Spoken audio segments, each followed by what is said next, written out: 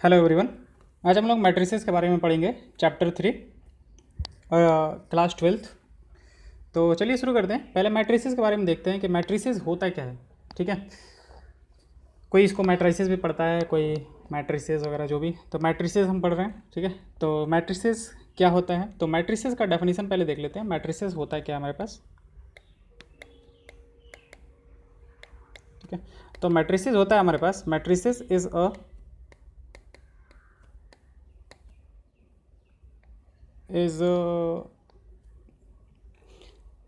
rectangular arrangement of is a rectangular arrangement of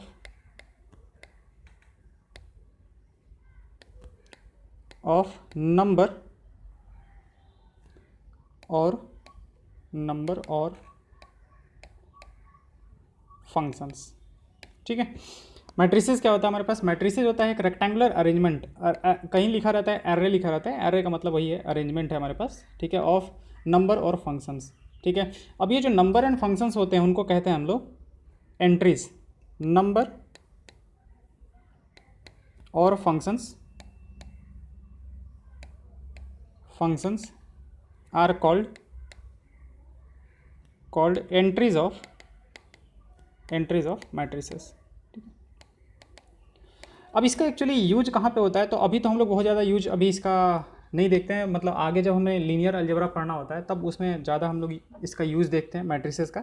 ऐसे कहीं कहीं आप लोग देखे होंगे कि जैसे स्टेशन वगैरह पे हम लोग को कहीं देखने को मिल जाएगा कि जैसे यहाँ पे A city, B city, C D E, ये 5 सिटीज़ दिए हुए हैं हमारे पास। ऐसे यहाँ पे भी ए बी सी डी ई, और यहाँ पे कुछ ऐसे नंबर्स वगैरह लिखे रहते हैं। ठीक है, इस तरीके से कुछ नंबर्स लिखे रहते हैं हमारे पास। ठीक है, तो अगर किसी भी दो सिटीज़ के बीच में हमें, जैसे सी और डी के बीच में हमें चाहिए कि सी से डी के बीच में जो डिस्टेंस है वो कितना है, तो हम लोग क्या करेंगे, सी वाले, ये देखो इसको हम लोग कहते हैं रो। ये जो है हमारे पास, ये 1 2 3 4 5, ये 5 जो है इसको हम लोग कहते हैं रोज़। ठीक है, और ये जो वर्टिकल वाले होते हैं, जो हॉरिजॉन्टल वाले हुए, हॉरिजॉन्टल वाले जो हॉरिजॉन्टल वाले हुए उनको कहते हैं रोज़, और जो वर्टिकल वाले होते हैं उनको कहते हैं कॉलम। ठीक है, तो ये होता है हमारे पास कॉलम, वर्टिकल वाला मतलब ये कॉलम हुआ, ये कॉलम, दूसरा कॉलम, तीसरा कॉलम, चौथा कॉलम, पांचवा कॉलम, फिफ्थ कॉलम, और ये होता है रो, दिस वन, 2 3 4 5, इस तरीके से। तो अगर मान लेते हैं कि हमें किसी भी दो सिटीज़ के बारे में जानना है, जैसे सी और डी के बीच में जाना है, तो हम लोग क्या करेंगे, सी वाले रो पे चलेंगे और देखेंगे कि डी वाला कॉलम ये वाला है, तो यहाँ पे जो नंबर लिखा होगा वो हम लोग कहेंगे कि सी और डी के बीच का क्या होगा, डिस्टेंस होगा। तो इस तरीके से कुछ मतलब ऐसे, ये बहुत ज़्यादा भी यूज़ नहीं होता है। ठीक है, मेनली हम लोग यूज करने वाले हैं, इसका जो मेनली यूज होने वाला है, जैसे सिस्टम ऑफ लीनियर इक्वेशंस अगर हमें दिया जाए इस तरीके से, a1x plus b1y plus c1z is equal to d1। ठीक है, a2x plus b2y plus c2z is equal to d2, a3x plus b3y plus c3z is equal to d3। ठीक है, तो ये हमारे पास सिस्टम ऑफ लीनियर इक्वेशंस हैं, तीन वेरिएबल्स में, एक्स वाई जेड में। तो हम लोग मैट्रिसेस का यूज करके और पता करते हैं कि इसके कितने सॉल्यूशंस होंगे। मतलब एक सॉल्यूशन होगा कोई, या फिर कोई सॉल्यूशन नहीं होगा, या फिर इनफाइनाइट सॉल्यूशन होगा, वो हम लोग मैट्रिसेस का यूज करके और बता सकते हैं। ठीक है, कि इसके कितने सॉल्यूशंस होंगे। तो ये मैट्रिसेस का अभी फ़िलहाल में हम लोग को मेनली यूज़ देखना है। ठीक है, इसके बारे में आगे हम लोग पढ़ेंगे। तो चलिए मैट्रिसेस के बारे में जानते हैं। ठीक है, तो मैट्रिसेस का पहले हमने डेफिनेशन देखा कि मैट्रिसेस क्या होता है। रेक्टेंगुलर अरेंजमेंट ऑफ मैट्रिसेस होता है हमारे पास, रेक्टेंगुलर अरेंजमेंट ऑफ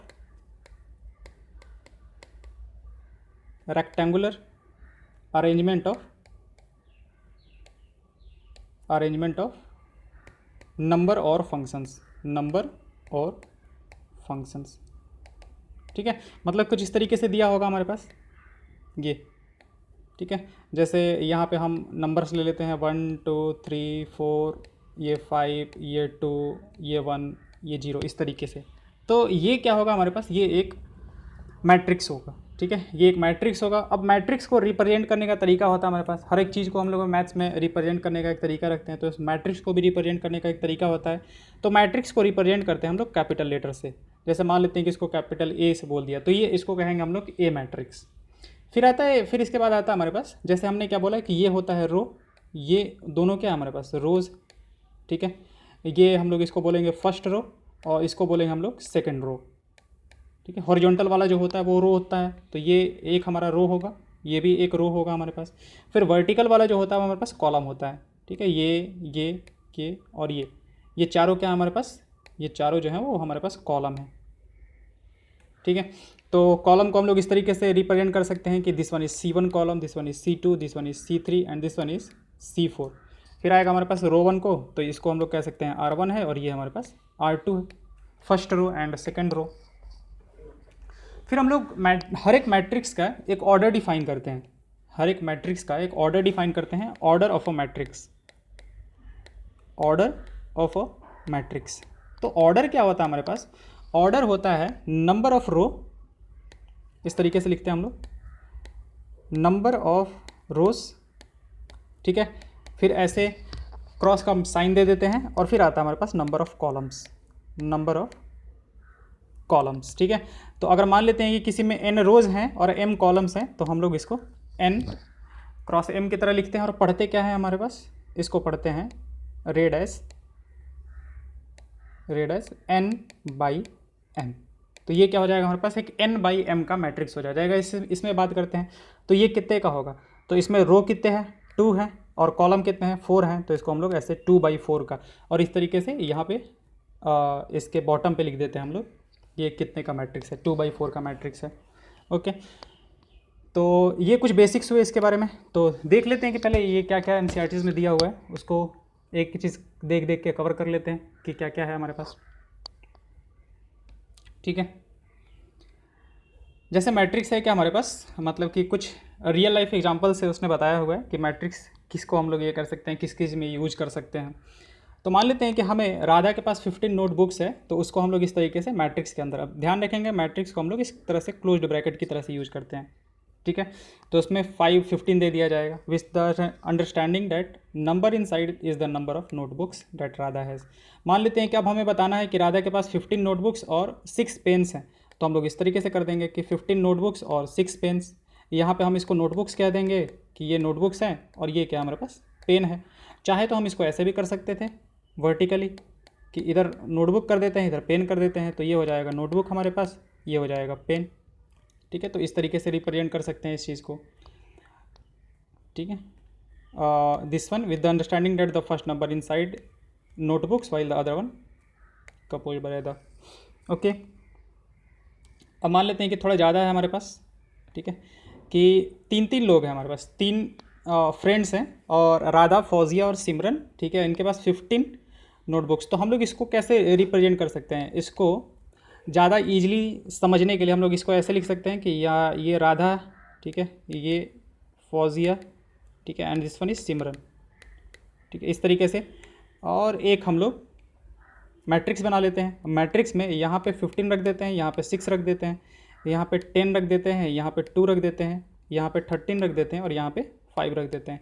और ये पहला वाले को हम लोग बोल देते हैं कि पहला वाला जो है वो नोटबुक को रिप्रेजेंट कर रहा है, दूसरा वाला जो है वो पेन को रिप्रेजेंट कर रहा है। तो ऐसे इसको थोड़ा सा समझने में आसानी होगा हमारे पास कि राधा के पास कितने नोटबुक्स, हमारे पास 15 नोटबुक्स है और 6 पेन्स है, फौजिया के पास कितने हैं 10 नोटबुक्स है और 2 पेन्स हैं, सिमरन के पास 13 नोटबुक्स है और 5 पेन्स है। इस तरीके से समझा जा सकता है इस चीज़ को, ठीक है। तो ये हमारे पास first row, second row, third row, first column और सेकंड कॉलम, इस तरीके से, ओके। उल्टा भी कर सकते थे, ठीक है।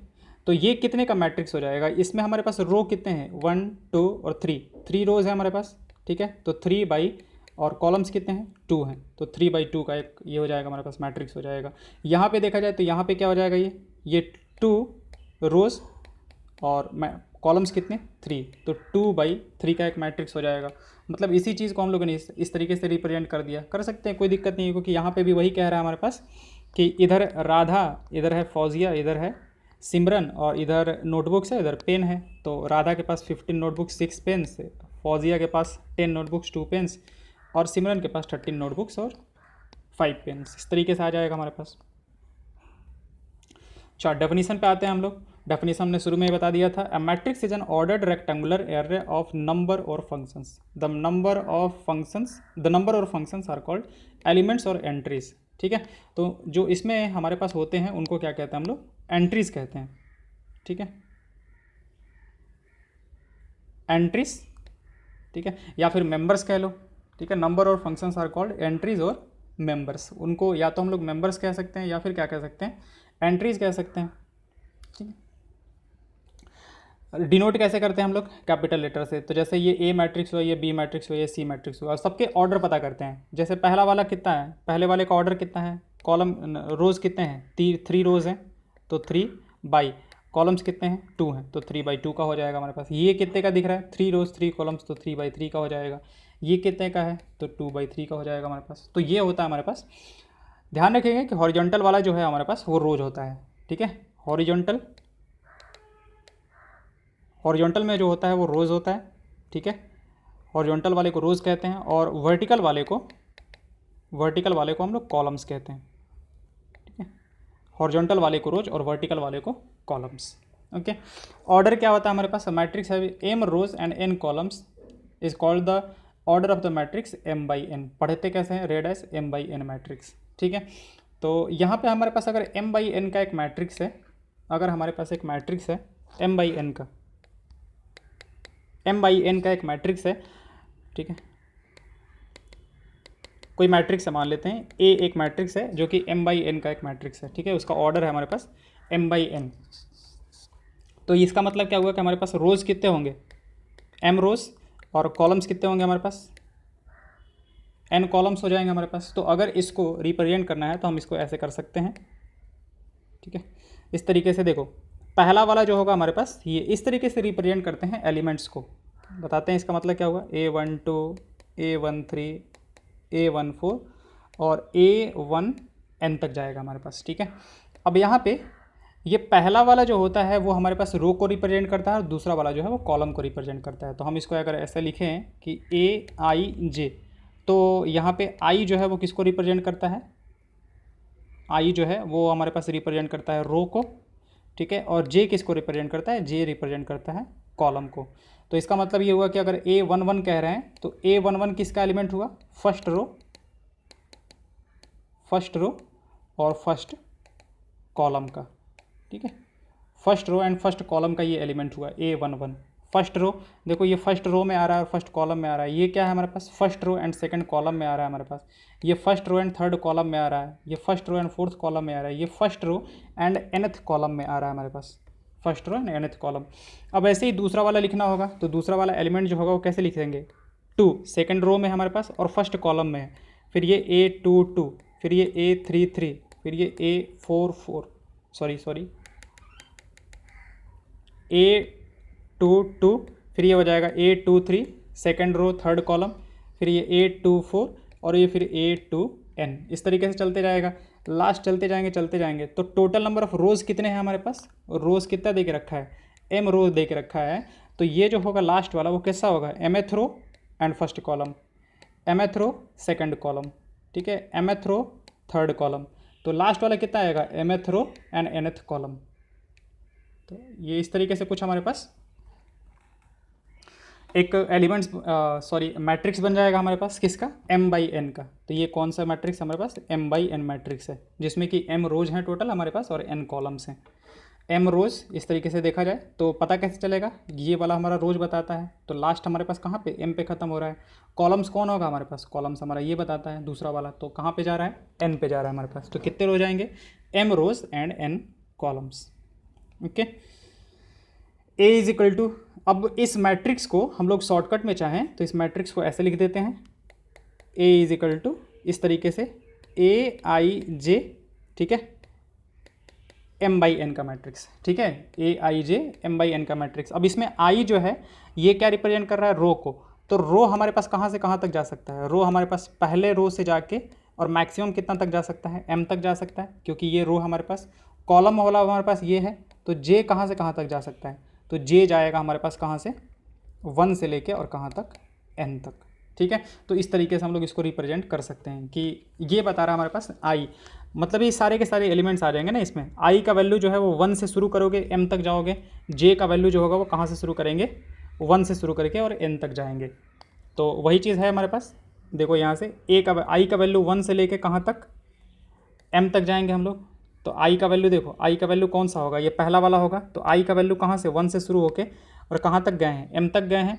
और जे का वैल्यू कौन सा है, ये वाला है हमारे पास। तो जे का वैल्यू 1 से शुरू होकर कहाँ तक गए हम लोग, एन तक गए हैं। ठीक है। और फिर जो एलिमेंट्स हैं उन सबको इस तरीके से लिख देंगे। जैसे ये पता करना होगा कि ये किसका है, तो सेकंड रो और सेकंड कॉलम का एलिमेंट है हमारे पास। ये किसका है हमारे पास, तो mth रो और थर्ड कॉलम का एलिमेंट है, ये बता देगा हमारे पास। तो किसी भी मैट्रिक्स को हम लोग इस तरीके से रिप्रेजेंट कर सकते हैं, ए i J M by N. आई जो है हमारे पास यहाँ से यहाँ तक जा रहा है, जे जो है वो यहाँ से यहाँ तक जा रहा है। ठीक है। तो वही चीज़ यहाँ पे हमारे पास लिखा हुआ है। ठीक है। दस आईएथ रो, कोई भी आईएथ रो जो होगा वो क्या कंसिस्ट करेगा हमारे पास, आईएथ रो में एलिमेंट्स कैसे होंगे, I1 I2 I3 IN तक। और जेथ कॉलम में हमारे पास A1J A2J A3J A4J, क्योंकि हमारे पास जेथ कॉलम, कोई भी कॉलम उठा लेंगे, जैसे थर्ड वाला कॉलम उठाया तो थर्ड वाले कॉलम में देखो क्या होगा, 3 जो होगा वो कांस्टेंट होगा। चेंज क्या होगा हमारे पास, रो वाला चेंज होगा हमारे पास। ये फर्स्ट रो का एलिमेंट है, ये फर्स्ट रो का एलिमेंट है, ये सेकंड रो का एलिमेंट है, ये थर्ड रो का एलिमेंट है, ये फोर्थ रो का एलिमेंट है। इस तरीके से हमारे पास। Okay. Total number of elements कितने हो जाएंगे हमारे पास, total number of elements, total number of elements in a m/n matrix. ठीक है। m/n मैट्रिक्स है हमारे पास, तो उसमें टोटल नंबर ऑफ एलिमेंट्स कितने होंगे, mn हो जाएंगे, mn एलिमेंट्स। ठीक है। तो टोटल नंबर ऑफ एलिमेंट्स हमारे पास कितने आ जाएंगे, m इंटू n आ जाएंगे। कैसे, देखो यहाँ पे हमारे पास ये टोटल कितने हैं, ये टोटल m है, ये यहाँ से लेके यहाँ तक टोटल कितने हैं, m है। और ऐसे ऐसे m कितने हैं, m ऐसे करके टोटल m कितने हैं, n है। तो m n times m plus m plus m plus m plus m n times आ जाएगा हमारे पास। इस तरीके से पहले वाले में m एलिमेंट्स होंगे, फिर दूसरे वाले में m एलिमेंट्स होंगे, फिर तीसरे वाले में m एलिमेंट्स होंगे, फिर चौथे वाले में m एलिमेंट्स होंगे, और कहाँ तक जाएगा हमारे पास, लास्ट वाले में भी m एलिमेंट्स होंगे।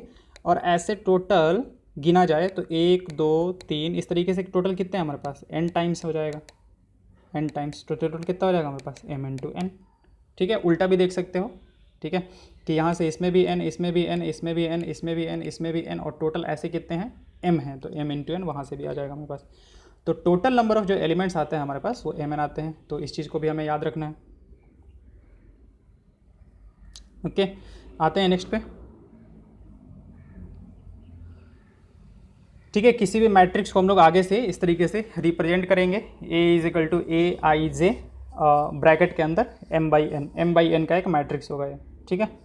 और जो भी हम लोग एलिमेंट्स यहाँ पे कंसीडर करने वाले हो सारे के सारे रियल नंबर या फिर रियल फंक्शंस होंगे हमारे पास। ठीक है। Functions taking real values, real valued function या फिर रियल फंक्शंस का हो।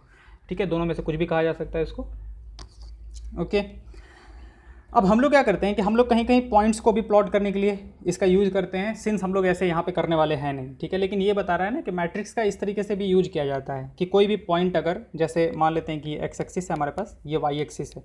ठीक है। और इस पर कोई पॉइंट है हमारे पास 1, 2।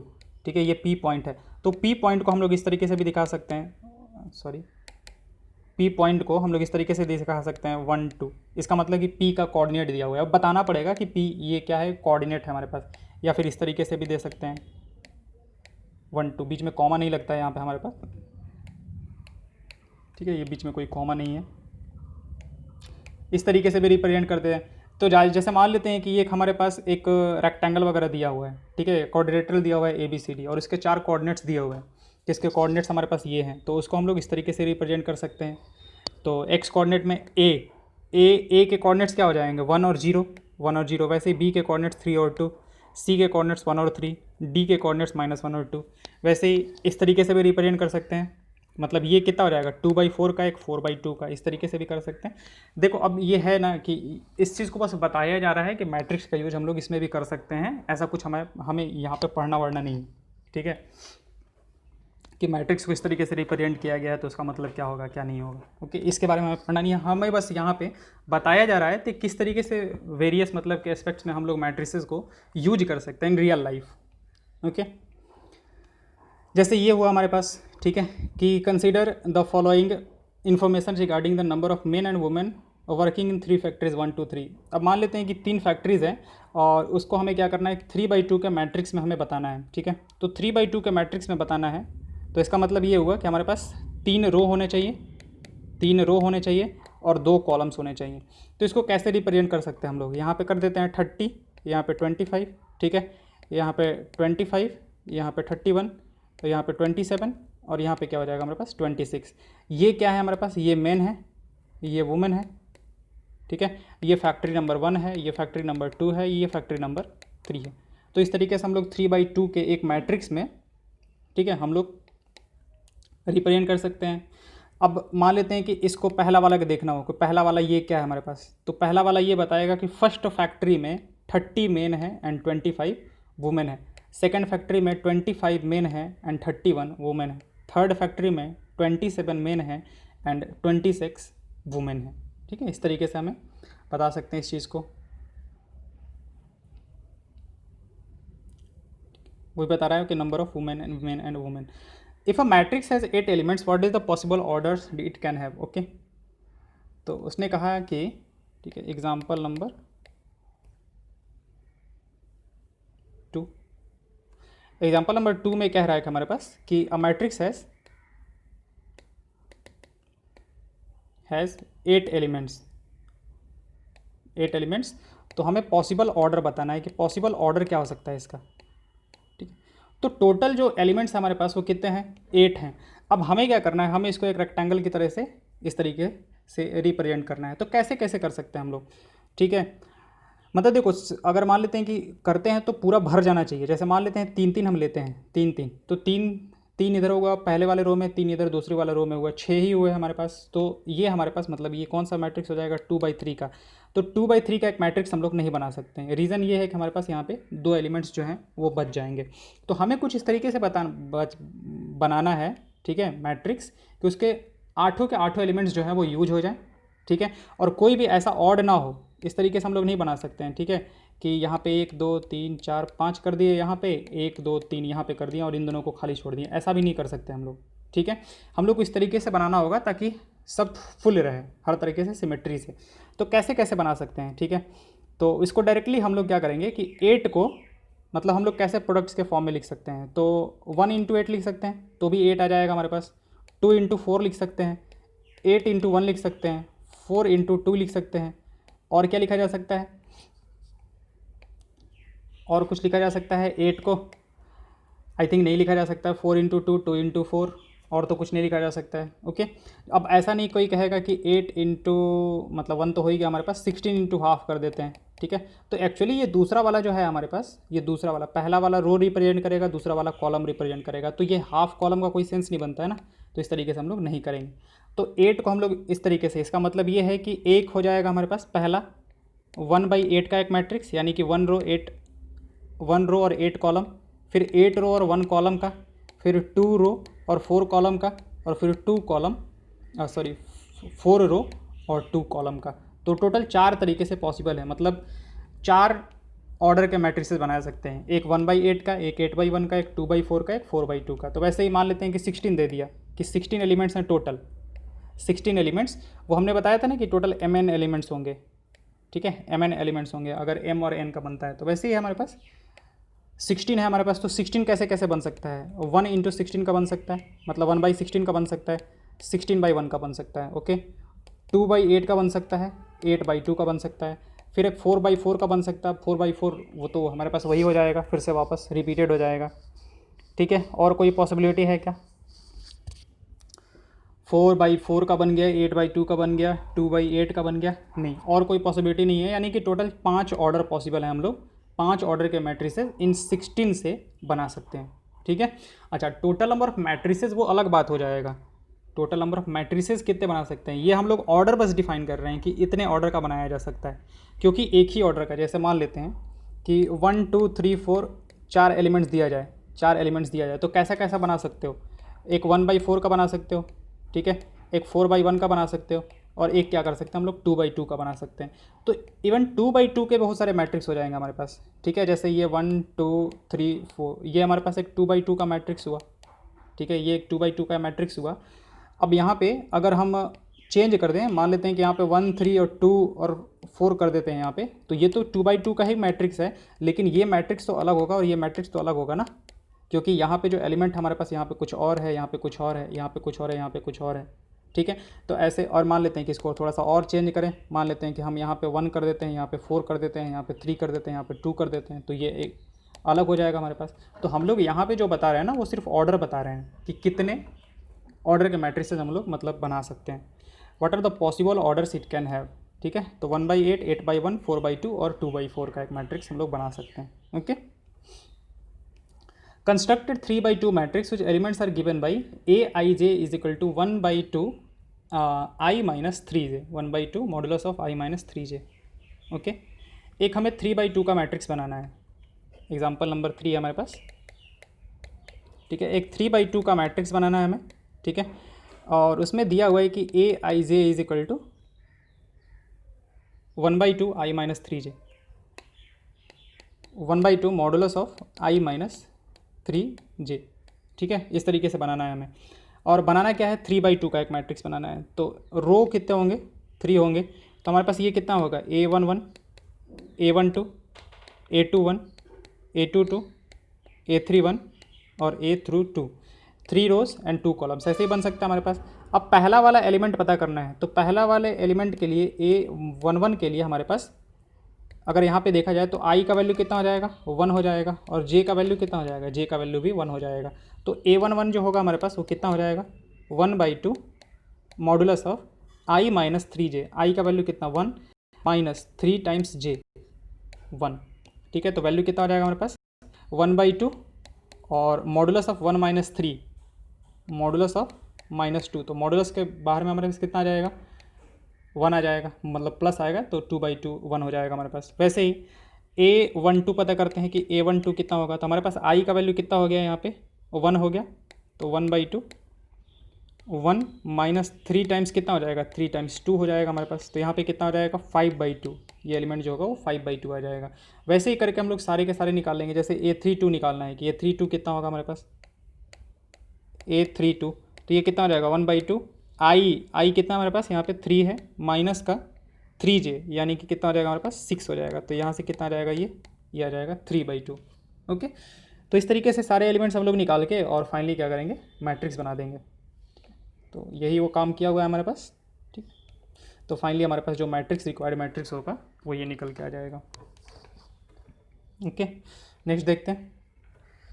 नेक्स्ट हमारे पास टाइप ऑफ मैट्रिसेस, ठीक है, कि टोटल कितने टाइप के मैट्रिक्स है हमारे पास, ठीक है। टाइप ऑफ मैट्रिसेस मतलब कि अलग अलग उसके ऑर्डर वगैरह पे देख के, ठीक है, हम लोग अलग अलग टाइप के मैट्रिसेस बताएंगे, ठीक है। तो टाइप ऑफ मैट्रिसेस, तो पहला हमारे पास जैसे कॉलम मैट्रिक्स, ठीक है, नाम से पता चल रहा है, पहला है जो हमारे पास वो कॉलम मैट्रिक्स है, ठीक है, ठीक है, कॉलम मैट्रिक्स है। देखो, तो कॉलम मैट्रिक्स क्या होगा हमारे पास, उसमें सिर्फ और सिर्फ एक ही कॉलम होगा, ठीक है, मतलब ऐसा कुछ होगा। कॉलम कैसे होता है, जैसे ये m/n लेते हैं, तो ये हमारा कॉलम डिसाइड करता है, ठीक है, ये जो होगा हमारे पास वो कॉलम डिसाइड करेगा। तो कॉलम जो होगा वो सिर्फ एक ही होगा हमारे पास। तो जैसे ये देखा जाए, ये 2/1 देखा जाए, तो इसमें 2 रो है 1 कॉलम है, ये 3 रो है 1 कॉलम है, 4 रो है 1 कॉलम है, 5 रो है हमारे पास 1 कॉलम है, 6 रो है 1 कॉलम है। तो इसमें सब में एक चीज़ कांस्टेंट है ना, दूसरा वाला, ठीक है, ये 2/1 का, 3/1 का, 4/1 का, 5/1 का, 6/1 का। तो इन सब में क्या है हमारे पास, सिर्फ एक ही कॉलम है हमारे पास, ओनली 1 कॉलम, ठीक है। तो ऐसे टाइप के मैट्रिसेस को हम लोग क्या कह देंगे, कॉलम मैट्रिक्स, ठीक है। तो कॉलम मैट्रिक्स क्या होगा हमारे पास, जिसमें कि सिर्फ और सिर्फ एक ही क्या हो, कॉलम हो हमारे पास। Column matrix is said to be, a matrix is said to be column matrix if it has only 1 column, ठीक है, सिर्फ और सिर्फ एक ही कॉलम है हमारे पास। ओके, तो इसको हम लोग कहेंगे ये इस तरीके का होगा, m/1 का होगा हमारे पास। वैसे ही रो मैट्रिक्स हो जाएगा हमारे पास, दूसरा जो हो जाएगा हमारे पास वो रो मैट्रिक्स, कॉलम मैट्रिक्स हो गया हमारे पास। फिर रो मैट्रिक्स देख लेते हैं कि रो मैट्रिक्स क्या होगा हमारे पास। तो रो मैट्रिक्स में हमारे पास अब की बार पहला वाला कांस्टेंट हो जाएगा, तो कुछ ऐसा हो जाएगा 1/1 का, 1/2 का, 1/3, 1/4, ठीक है, 1/5, 1/6। तो इन सब में क्या है हमारे पास, इन सब में क्या है, वनली वन रो, ठीक है। तो इसको हम लोग क्या कहेंगे, रो मैट्रिक्स कहेंगे। ओके, तो रो मैट्रिक्स में क्या है हमारे पास, matrix is said to be row matrix if it is only one row. इस तरीके का होगा हमारे पास 1/n का, n का वैल्यू चेंज होते जाएगा हमारे पास। अब स्क्वायर मैट्रिक्स, ठीक है, स्क्वायर मैट्रिक्स किसको कहेंगे, नाम से पता चल रहा है, ठीक है, स्क्वायर मैट्रिक्स। अगर स्क्वायर का हमें शेप पता है तो उससे पता चल जाएगा। स्क्वायर मैट्रिक्स क्या होगा हमारे पास, m बराबर n, m बराबर n, यानी कि नंबर ऑफ रोज जो होंगे हमारे पास वो नंबर ऑफ कॉलम्स के बराबर होंगे। Number of rows equal to number of columns, number of rows equal to number of columns. 1/1, ठीक है, 2/2, सॉरी 2/2, 3/3, ठीक है, 4/4, 5/5, इस तरीके से ये होगा हमारे पास number of rows, number of columns. तो ये सारे के सारे जो हैं वो हमारे पास, इसको कहते हैं हम लोग स्क्वायर मैट्रिक्स, जिसमें number of rows is equal to number of columns हो। Matrix is mean number of rows is equal to the number of columns is said to be square matrix, ठीक है। तो क्या होगा हमारे पास, m/n। अच्छा, इसको सीधे सीधे कहेंगे हम लोग कि अब मैट्रिक्स ऑफ ऑर्डर n, ठीक है, जैसे इसको हम लोग कहेंगे कि matrix of order 1, matrix of order 2, matrix of order 3, matrix of order 4, matrix of order 5, ठीक है। ये इसको कह देंगे हम लोग मैट्रिक्स ऑफ ऑर्डर 5। अगर इतना कहा जाए तो इसका मतलब ये है कि वो एक स्क्वायर मैट्रिक्स है, ठीक है, जिसमें नंबर ऑफ कॉलम्स भी हमारे पास 5 है, और रो भी हमारे पास 5 है। Number of matrix is equal to 5। Okay, अच्छा, फिर आता है हमारे पास कि एक स्क्वायर मैट्रिक्स में क्या होगा हमारे पास, बात करते हैं डायगोनल की। तो स्क्वायर मैट्रिक्स में कुछ इस तरीके से मान लेते हैं कि हम एक मैट्रिक्स ले लेते हैं 3/3 का, तो ये एक स्क्वायर मैट्रिक्स होगा हमारे पास। तो जो एलिमेंट्स होंगे हमारे पास वो कैसे होंगे, A11, A12, A13, A21, A22, A23, A31, A32, A33, ठीक है। तो जहाँ पे मतलब देखो I और J बराबर हों, यहाँ पे देखा जाए तो I और J ये है, I और J ये है, I और ये J ये है हमारे पास। तो I और J जब बराबर हो तो वो लोग मिल के क्या बनाते हैं हमारे पास, डायगोनल बनाते हैं किसी भी मैट्रिक्स के, ठीक है। और डायगोनल हमेशा डिफाइन किसके लिए होगा, स्क्वायर मैट्रिक्स के लिए, क्योंकि इसके लिए कोई डायगोनल का सेंस नहीं बनेगा ना हमारे पास। देखो जैसे यहाँ पे एक एलिमेंट है, यहाँ पे एलिमेंट, यहाँ यहाँ और यहाँ, इस तरीके से, तो इसका डायगोनल कौन सा होगा, ठीक है। डायगोनल इस तरीके से इसका डिफाइन ही नहीं हो पाएगा, ठीक है। तो diagonal is defined only for, ठीक है, diagonal is defined only for square matrices, सिर्फ स्क्वायर मैट्रिसेस के लिए डिफाइंड होगा, ठीक है। ये सिर्फ स्क्वायर मैट्रिसेस के लिए डिफाइंड होता है, ठीक है। डायगोनल मैट्रिक्स के एलिमेंट्स कौन से होंगे, elements AIJ, elements AIJ where, ऐसे लिख देते हैं, where I is equal to J forms diagonal of a matrix,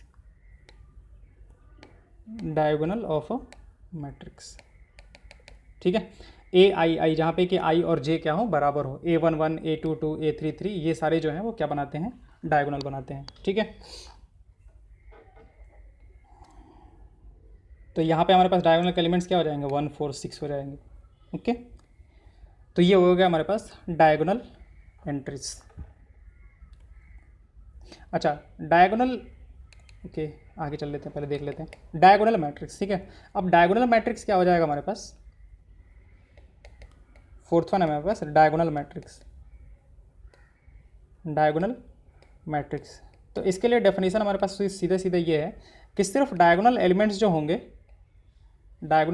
होंगे ना, अच्छा, अगर हम लोग इसको डायगोनल एलिमेंट्स कह रहे हैं, ये वाले जो हैं इसको अगर हम लोग डायगोनल एलिमेंट्स कह रहे हैं, तो बाकी जो बचे ना उनको नॉन डायगोनल एलिमेंट्स हम लोग कहते हैं, हम लोग नॉन डायगोनल एलिमेंट्स, ओके।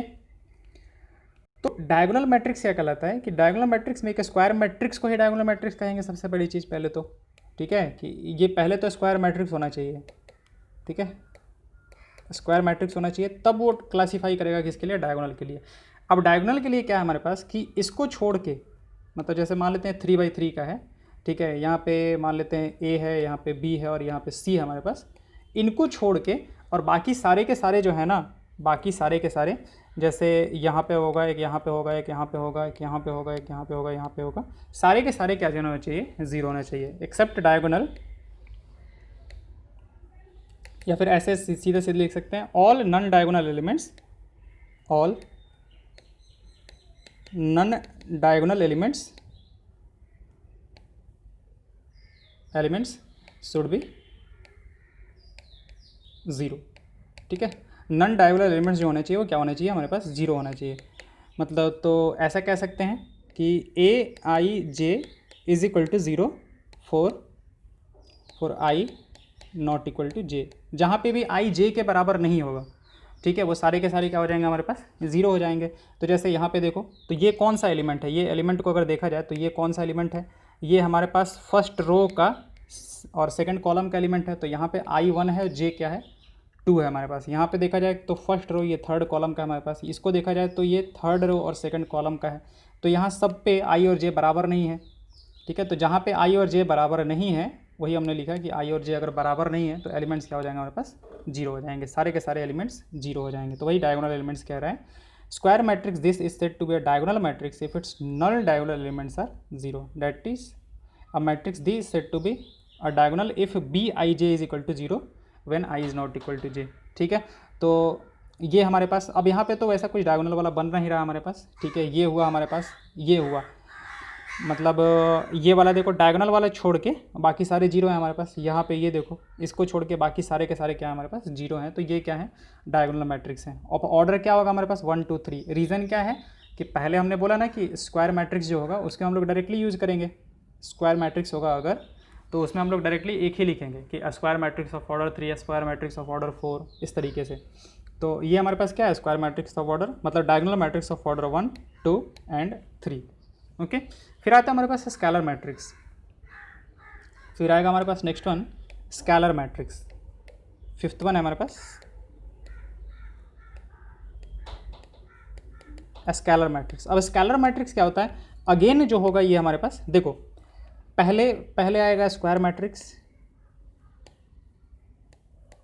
पहले आएगा स्क्वायर मैट्रिक्स, स्क्वायर मैट्रिक्स के बाद आएगा हमारे पास डायगोनल मैट्रिक्स, ठीक है, डायगोनल मैट्रिक्स। डायगोनल मैट्रिक्स के बाद आएगा हमारे पास स्केलर मैट्रिक्स, ठीक है, और स्केलर मैट्रिक्स के बाद आएगा हमारे पास आइडेंटिटी मैट्रिक्स, ठीक है।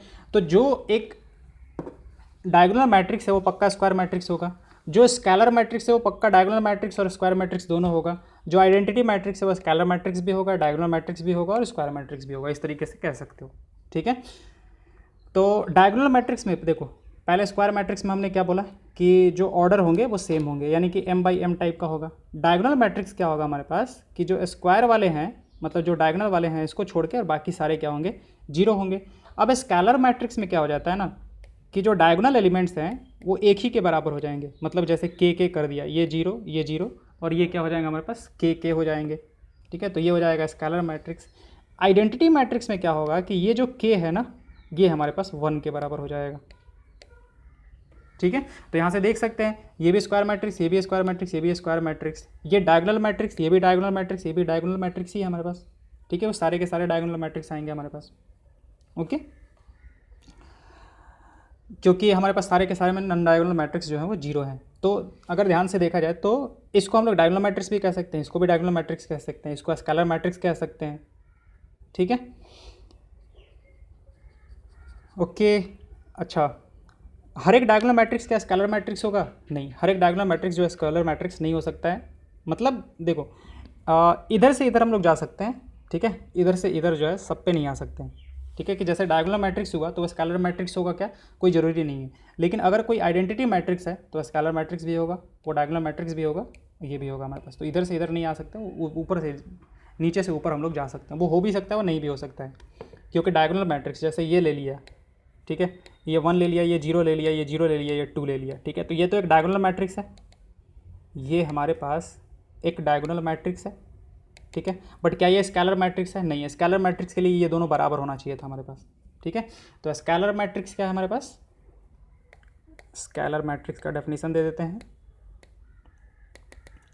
स्केलर मैट्रिक्स के लिए क्या हो जाएगा हमारे पास? ए i j is equal to के when I is equal to j, I is equal to j, और 0 when I is not equal to j। यानी कि I इक्वल टू जे क्या हो गया? Diagonal elements. ये डायगोनल एलिमेंट्स को बता रहा है, तो डायगोनल एलिमेंट्स क्या कह रहा है कि k के बराबर हो जाएगा हमारे पास, और I अगर j के बराबर नहीं है तो क्या हो जाएगा? 0 के बराबर। तो ये हो जाएगा स्केलर मैट्रिक्स, ठीक है। तो स्केलर मैट्रिक्स देख लो क्या है। और diagonal matrix is said to be scalar matrix which diagonal elements सारे क्या हो जाए? इक्वल हो जाए हमारे पास। तो b i j is equal to 0, मतलब नॉन डायगोनल एलिमेंट्स क्या हो जाएंगे? 0 हो जाएंगे, और डायगोनल एलिमेंट्स क्या हो जाएंगे हमारे पास? सब बराबर हो जाएंगे, ठीक है। तो देखो सब बराबर हमारे पास। तो ये हो जाएगा स्केलर मैट्रिक्स ऑफ ऑर्डर 1 2 3। फिर आएगा आइडेंटिटी मैट्रिक्स। आइडेंटिटी मैट्रिक्स में क्या होगा कि जो डायगोनल एलिमेंट्स है वो क्या हो जाएंगे हमारे पास? वो 1 हो जाएंगे, ठीक है। तो फिर आते हैं हम लोग आइडेंटिटी मैट्रिक्स पे।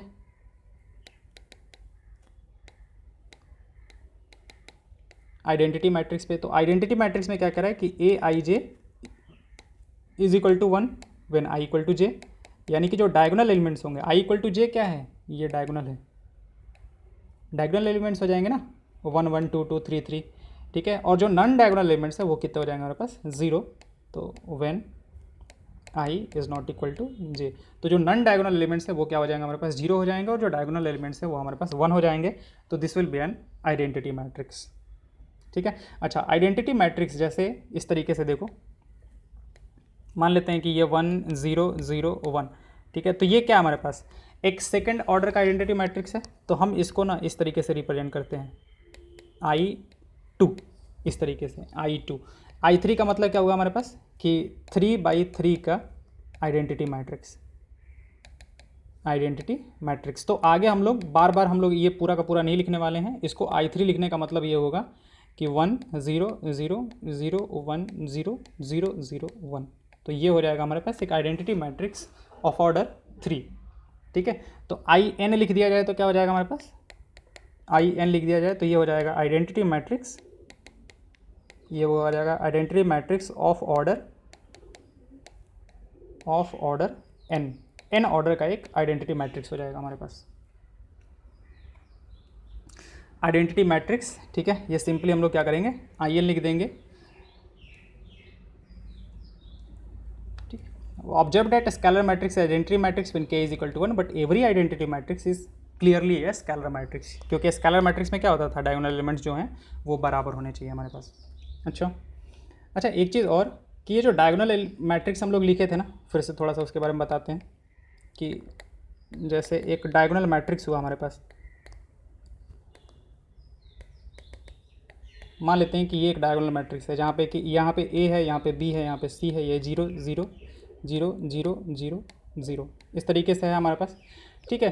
तो ये मान लेते हैं A मैट्रिक्स है। तो A मैट्रिक्स को हम ऐसे भी डायरेक्टली डिनोट कर देते हैं कि A is equal to diagonal A B C, ठीक है। क्योंकि A जो है हमारे पास वो मतलब इस तरीके से भी डिनोट किया जाए ना, तो इसका मतलब ये है कि A जो है वो डायगोनल मैट्रिक्स है, और डायगोनल एलिमेंट्स जो हैं वो A B C है हमारे पास। तो इसको शॉर्टकट में डिनोट करने का थोड़ा सा ये तरीका होता है कि डायगोनल एलिमेंट्स को हम लोग इस तरीके से डिनोट कर देते हैं। फिर आता है हमारे पास एक trace of matrix, trace of a matrix, ठीक है।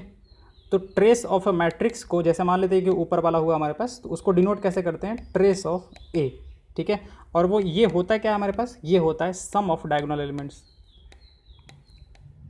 ये होता है हमारे पास सम ऑफ डायगोनल एलिमेंट्स, ठीक है। ये डायगोनल एलिमेंट्स का सम हो जाएगा। तो जैसे ट्रेस ऑफ A पता करना है ऊपर वाले के लिए कि ट्रेस ऑफ A क्या होगा, तो ये हो जाएगा हमारे पास A + B + C, इस तरीके से, ओके। ये डायगोनल एलिमेंट्स के बारे में थोड़ा सा जानकारी था। तो ये हो गया हमारे पास आइडेंटिटी मैट्रिक्स। फिर आते हैं नल मैट्रिक्स, ठीक है। नल मैट्रिक्स जैसे वहाँ पे हमारे पास नल सेट था, सेट में हम लोग पढ़ा था, हमने नल सेट पढ़ा था, ठीक है। फिर वेक्टर में जीरो वेक्टर पढ़ते हैं या फिर नल वेक्टर पढ़ते हैं, वैसे ही यहाँ पे हमारे पास जीरो मैट्रिक्स। तो जीरो मैट्रिक्स क्या होगा? उसके जितने सारे एलिमेंट्स हैं ना वो सारे के सारे जीरो, ठीक है। अच्छा, ये ज़रूरी नहीं है कि ये हमारे पास स्क्वायर मैट्रिक्स होना चाहिए, ठीक है। अब matrix is said to be zero matrix और null matrix if all its elements are zero. Okay, जब इसके सारे के सारे एलिमेंट्स हमारे पास जीरो हो जाएंगे तो वो क्या हो जाएगा, हमारे पास एक नल मैट्रिक्स हो जाएगा। नल मैट्रिक्स और ज़ीरो मैट्रिक्स। तो फिर कोई कहेगा कि इसके पढ़ने का फिर फ़ायदा क्या है, कि जब ये जीरो है ही, सारे के सारे एलिमेंट्स ही जीरो है तो ठीक है, तो वो आगे समझ में आएगा कि इसका पढ़ने का फ़ायदा क्या है। ठीक है, all elements of matrix will be equal to what, zero, will be equal to zero. जितने सारे हैं एलिमेंट्स हैं ना, वो सारे के सारे क्या होंगे, हमारे पास जीरो होंगे। ओके, जैसे ये हुआ हमारे पास 2/2 का ले लेते हैं, ठीक है, इस तरीके से ले लेते हैं, तो ये भी हमारे पास एक नल मैट्रिक्स ही है। ठीक है, ये सारे के सारे नल मैट्रिक्स हमारे पास। Okay, next one, equality of matrix. ठीक है, हमने इक्वलिटी ऑफ सेट्स पढ़ा है। ठीक है, हमने इक्वलिटी ऑफ सेट्स पढ़ा है। यहाँ पे इक्वलिटी ऑफ मैट्रिक्स पढ़ते हैं कि दो मैट्रिक्स जो हैं वो इक्वल कब होंगे हमारे पास। ओके, तो नेक्स्ट हमारा हेडिंग होगा हमारे पास equality of matrices. Equality of matrices, ये सब में हम लोग पढ़ते हैं। ठीक है, कि दो सेट इक्वल कब होते हैं हमारे पास। आगे फिर पढ़ेंगे कि दो वेक्टर्स इक्वल कब होते हैं हमारे पास, वगैरह वगैरह। ओके, तो इक्वलिटी ऑफ मैट्रिसेस, दो मैट्रिसेस इक्वल कब कहलाएंगे। ठीक है, तो two matrices a and b are said to be equal if they are of same order,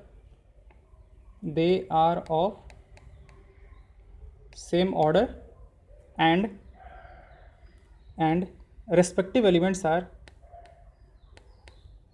respective elements are also equal। ठीक है, मतलब कि वो पहले तो सेम ऑर्डर के होने चाहिए। अगर सेम ऑर्डर के नहीं है तो फिर इक्वलिटी का सवाल ही नहीं बनता है। ठीक है, अगर दो मैट्रिक्स का ऑर्डर जो है वो सेम नहीं है तो फिर उनके इक्वलिटी का कोई सेंस ही नहीं बनता है। ठीक है, अच्छा, तो जैसे ये है हमारे पास, मान लेते हैं कि ये ए है, ये बी है, ये सी है और ये डी है। हमारे पास एक मैट्रिक्स ए है, ठीक है, और एक मैट्रिक्स बी है हमारे पास, उसमें देख रखा है 5 0 2 4, इस तरीके से दिया हुआ है। ठीक है, और उसने बोला है कि A matrix is equal to B matrix. ठीक है, तो हमें ए बी सी और डी का वैल्यू बताना है। तो पहले तो ऑर्डर देखेंगे, तो ये भी हमारे पास 2/2 का है और ये भी हमारे पास 2/2 का है। ठीक है, तो हो सकता है बराबर हो सकता है। और बराबर कब होगा, जब इसके पहले रो का और पहले कॉलम का एलिमेंट इसके पहले रो और पहले कॉलम का एलिमेंट के बराबर हो हमारे पास। ये क्या है हमारे पास, ये फर्स्ट रो और फर्स्ट कॉलम का एलिमेंट है, ये भी फर्स्ट रो और फर्स्ट कॉलम का एलिमेंट है, तो वो दोनों बराबर होना चाहिए। डैट इम्प्लाइज कि ए का वैल्यू 5 के बराबर होना चाहिए। फर्स्ट रो सेकंड कॉलम का एलिमेंट जो है वो बराबर होना चाहिए, यानी कि बी किसके बराबर होना चाहिए, जी के बराबर 0 के बराबर, सी किसके बराबर होना चाहिए 2 के बराबर, और डी किसके बराबर होना चाहिए हमारे पास 4 के बराबर। तभी ये हमारे पास दोनों जो मैट्रिसेस हैं वो क्या होंगे, इक्वल होंगे। तो पहले क्या होना चाहिए, पहले तो ऑर्डर हमारे पास होना चाहिए सेम।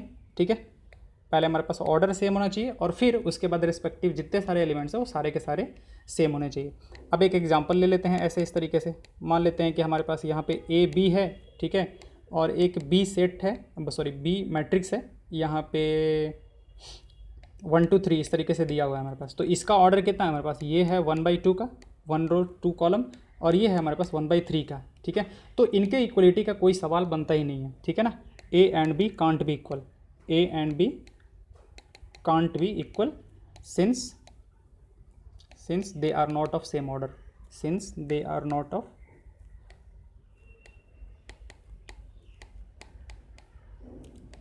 ऑर्डर, ये दोनों के दोनों सेम ऑर्डर के नहीं है, इसलिए हमारे पास ये इक्वल हो ही नहीं सकते, पॉसिबल ही नहीं है। ओके, तो देख लेते हैं इक्वलिटी ऑफ मैट्रिसेस में क्या है हमारे पास। इसने कहा है कि दो matrices this and this will be said to be equal if they are of same order, each element of A is equal to the corresponding element of B, that is a i j is equal to b i j for all i and j. जैसे ये हुआ हमारे पास, ये दोनों जो हैं वो इक्वल है हमारे पास। ये इक्वल नहीं है क्योंकि यहाँ पे 3 है, यहाँ पे 2 है हमारे पास, तो ये दोनों इक्वल नहीं होंगे। अब यहाँ पे जैसे एक एग्जांपल दे के रखा है, इसमें पूछा है कि ये दोनों बराबर हैं तो वैल्यूज़ बताओ एक्स वाई, तो सीधा सीधा कर देंगे। ये पहला रो पहला कॉलम का एलिमेंट जो है वो इसके पहले रो पहले कॉलम के एलिमेंट के बराबर हो, तो ये इसके बराबर हो जाएगा, ये इसके बराबर हो जाएगा। यहाँ से Z2 के बराबर, A √6 के बराबर, B 3 के बराबर, C किसके बराबर 2 के बराबर हो जाएगा हमारे पास। जैसे ये एग्जांपल है, नेक्स्ट वन हमारे पास, इसने क्या दे के रखा है, ये और ये मैट्रिक्स जो है वो दोनों क्या है, बराबर हैं। तो फिर यहाँ से ये क्या हो जाएगा, x प्लस 3 जीरो के बराबर हो जाएगा, तो x का वैल्यू -3 आ जाएगा हमारे पास। x प्लस 3 का वैल्यू 0, तो x का वैल्यू हमारे पास -3। फिर z प्लस 4 का वैल्यू कितना, 6, तो z का वैल्यू कितना हो जाएगा, 2 हो जाएगा हमारे पास। z का वैल्यू 2, x का वैल्यू -3, 2y - 7 = 0, और 2y - 7 = 3y - 2 हो जाएगा हमारे पास। तो यहाँ से कितना आ जाएगा, y = -5, y = -5 आ जाएगा हमारे पास। -6 a -1 -3 के बराबर है, तो यहाँ से हमारे पास a किसके बराबर हो जाएगा, -1 a -2 के बराबर हो जाएगा। 2c + 2 जो है वो 0 के बराबर है, तो c का वैल्यू -1 हो जाएगा हमारे पास। ओके, और फिर b - 3 2b + 4 के बराबर है हमारे पास, तो b किसके बराबर हो जाएगा, -7 के बराबर। 0 0, अच्छा ऐसा मान लेते हैं कि बाकी सब कुछ तो ठीक है, वो सब तो कर दिया, और फिर मान लेते हैं कि यहाँ पे 0 होता और यहाँ पे 2 होता, ठीक है, तो ये बराबर नहीं हो सकता था, ये पॉसिबल नहीं था कि ये दोनों बराबर हो जाता, ठीक है। कॉरस्पॉन्डिंगली जितने सारे एलिमेंट्स हैं वो सारे के सारे इक्वल होने चाहिए हमारे पास। अब जैसे मान लेते हैं कि x + 3 = 0 यहाँ पे दिया हुआ है हमारे पास, और यहाँ पे मान लेते हैं कि x दिया होता और यहाँ पे हमारे पास 2 दे दिया होता, ठीक है। तो एक जगह से यहाँ से हमारे पास कितना आता है, x + 3 = 0, यानी कि x का वैल्यू -3 आता, लेकिन यहाँ से x का वैल्यू कितना आता, 2 आता। अब सिंस ये ही x है जो कि एक ही मैट्रिक्स में यूज़ किया गया, इसका मतलब कि दोनों जगह वैल्यू जो होगा वो सेम ही रहना चाहिए, ठीक है। तो फिर उस केस में x के मतलब कि किसी भी वैल्यू के लिए, x y z a b c किसी वैल्यू के लिए ये दोनों मैट्रिसेस जो हैं वो इक्वल नहीं हो सकते थे, ठीक है। तो इन सब चीज़ों का ध्यान रखेंगे कि अगर इक्वल हैं तो जितने सारे एलिमेंट्स हैं वो सारे के सारे इक्वल होने चाहिए हमारे। Okay, thank you.